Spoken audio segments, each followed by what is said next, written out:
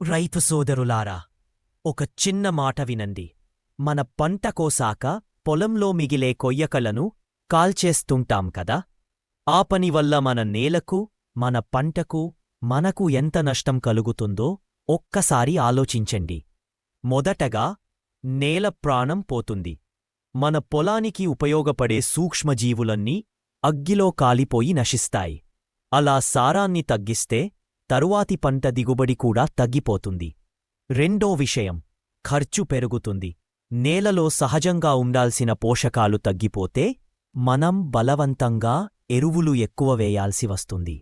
అంటే మన జేబు ఖర్చే పెరిగిపోతుంది. జూతుగా కార్బన్ డయాక్సైడ్గా ఆకాశంలో కలసి వాతావరణాన్ని చెడగొడుతుంది. అందుకే సోదరులారా, కొయ్యకళ్ళు కాలిపేయండి. నీరు నిల్వ అవుతుంది. పంటకూ మంచిదే, మనకూ లాభమే. మనమే రైతులం, పొలం మన జీవనం. నేలను కాపాడితే నేల మనల్ని కాపాడుతుంది.